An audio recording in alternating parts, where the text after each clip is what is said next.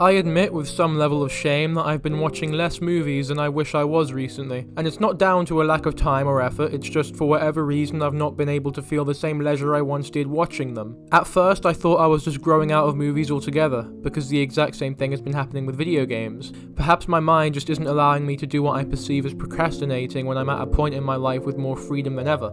To be completely honest, I could go on about it for hours, but at the end of the day I don't really know, and I don't think I will until I grow up and I'm able to look back on this part of my life introspectively. But whatever, who gives a fuck about me? This isn't what this video is about. You see, the majority of my movie watching experience is spent watching animation. Again, I don't know why, it just so happens to be what I'm drawn to. Unfortunately, to be completely honest, we haven't had a great animated movie in actual years, the last one in my opinion being Spider-Verse, which I'll get back to later. Now there's a lot I want to say, so let's just get right to it.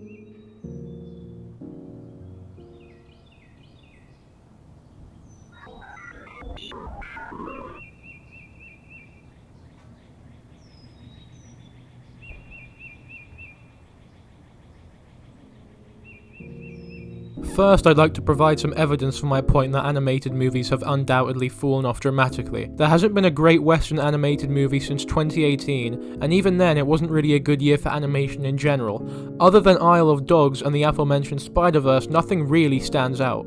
Let's go over the past 3 years and you'll see what I mean. Also, this is all just my opinion. If you like these movies, that's great for you, blah blah blah.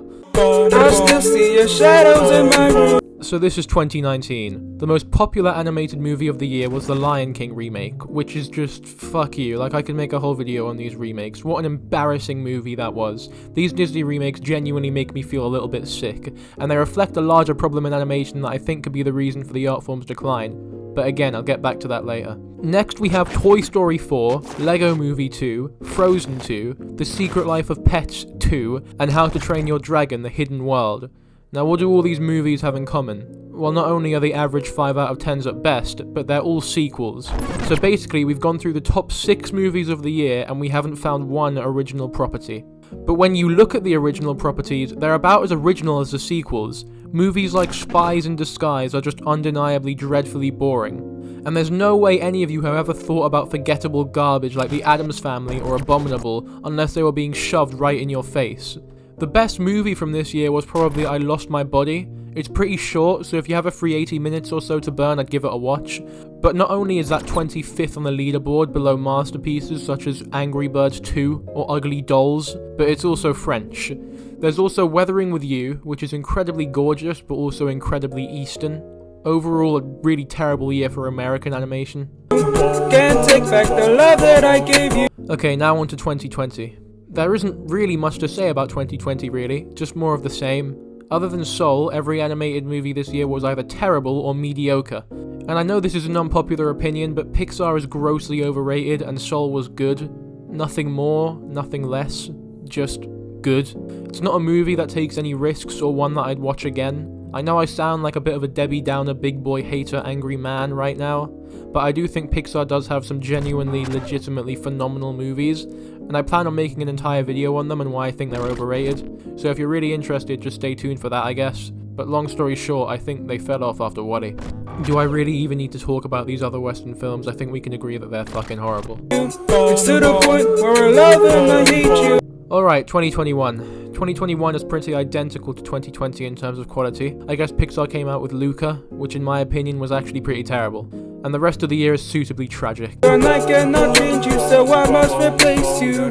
To add salt to the wound, there are a grand total of 0 movies that I'm looking forward to.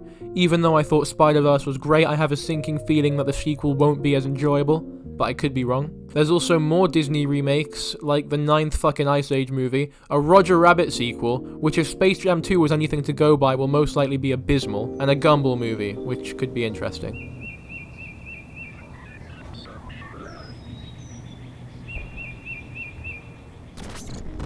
I've pondered why I've been feeling so disappointed in much of the industry since the early 2000s, and I think a lot of the blame comes on computer animation. When Toy Story released in '96, we were never going back to the hand-drawn animation that had prevailed for decades. What's interesting is that Toy Story, as great as it is, looks incredibly dated and a little bit shit in terms of today's standards, which you might think is to be expected. However, a movie like Bambi has aged better than Toy Story and still looks phenomenal to this day, and that movie is from 1942. The reason for this couldn't be clearer, in my opinion, and anyone who can see will know what it is immediately. It's the style of animation. Toy Story is computer animated and Bambi is hand-drawn. It's not just Bambi either. Every hand-drawn animated movie has aged incredibly, and it was no doubt one of the motivating factors for the choice of style, and I suspect it's the reason companies like Studio Ghibli haven't conformed to the more marketable style. With computer animation, it's a lot easier to cheat. There are shortcuts everywhere. It's not just students using Ctrl-C, Ctrl-V to copy pieces of work, but now some of the largest movies in history are doing it. Minions is one of the highest grossing movies of all time, and that honestly makes me want to vomit. Because Illumination Entertainment is without a doubt the worst company in the industry. Now, I actually really like the first Despicable Me, but I can acknowledge that a lot of it is probably due to nostalgia. I definitely realise that realistically it's not anything really too special, but it has a heart and earnestness to it that was never seen again by the company. Everything after this movie was god-awful. From utterly insulting garbage like Secret Life of Pets to Sing, to live-action trash like Hop, Illumination never fails to find new ways to enrage everyone who truly loves and admires the art form of animation. Because these movies aren't movies to me. They're soulless products, designed purely to make as much profit as possible. Illumination couldn't give less of a shit about art, and all their movies have this ridiculous cheap look due to their very intentional, yet insulting methods of lowering budgets whilst maximizing profit. But the issue is that there's no longer any balance between product and art. There's no longer any synergy between the audience and the filmmakers. It's quite similar to the popularity of trite reaction channels on YouTube. It's incredibly low-effort content that does so well that others look at it and think, well, what's the point of putting actual effort into my content when I can just react to videos and make a living that far surpasses the majority of the population? I think a similar thing has happened with other animation studios who look at Illumination. Because of them, other companies have stopped trying as much. I hate how marketable these traditionally 3D animated movies are, because I'm beginning to hate them. Obviously there's outliers, but I don't think that it's a coincidence that the majority of the best movies came before Illumination really popped off. Nowadays, every animation company is looking for their own minions, but these movies are becoming fucking terrible as a result of it. They are the most superficial, trite way of pandering to general audiences, children and stupid people who don't demand anything from their entertainment, and they use the reasoning of it being just a kids movie as a means of excusing their complete lack of quality. Companies like Illumination have set this awful trend, and now they don't need to worry about high budgets or hire any credible workers. They can just spend money on celebrity voice actors, make cheap, lazy scripts and visuals, and shit out a movie or two every year that makes so much money that there's no good reason for them to start putting some genuine passion into their projects. Like I said before, the last great animated movie in my opinion was Spider-Verse, and it's no coincidence that the animation for that movie is anything but traditional. The visual style is undoubtedly the best aspect of the film and fills it with so much flavour. Without it, the movie wouldn't have been nearly as good. Isle of Dogs was another incredible movie from that year, which again wasn't traditionally computer animated, it was stop motion, and it was great. Everything else that year was yet again painfully average and also happened to be traditional computer animation.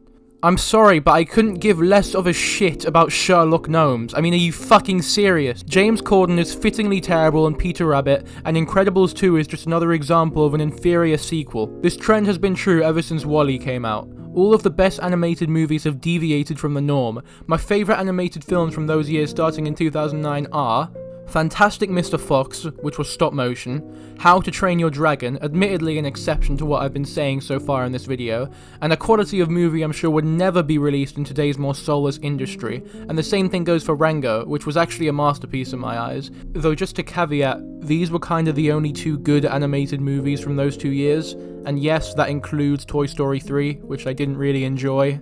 Then there's Wolf Children, a hand-drawn film, Garden of Words, another hand-drawn film, The Lego Movie, which imitated stop motion, Anomalisa, which was stop motion, and A Silent Voice, which is hand-drawn. I'm sure you get my point by now. Most of the movies I didn't mention were pretty awful, with a few exceptions, but most of those exceptions are hand-drawn, so my point still stands. I am so grateful that the East have insisted on staying true to the roots of the art form. Movies like Weathering with You, Your Name, and A Silent Voice have managed to keep animation intriguing and entertaining for me. They remind me of the golden age of Pixar and classics like Beauty and the Beast, which is absolutely perfect. This right here is a big fuck you to anyone who doesn't consider animation to be an art, because this is modern art in its purest form.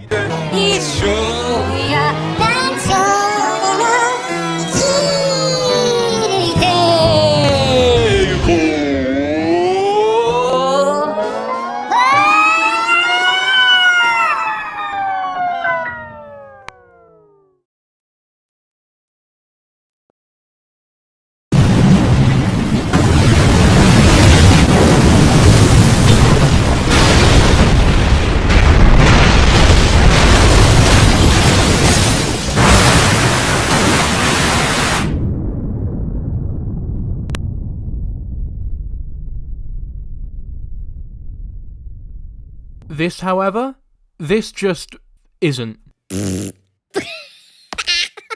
Easier said than done. I thought you were the one listening to my heart instead of my head. You find another one, but I am the better one. I won't let you forget me.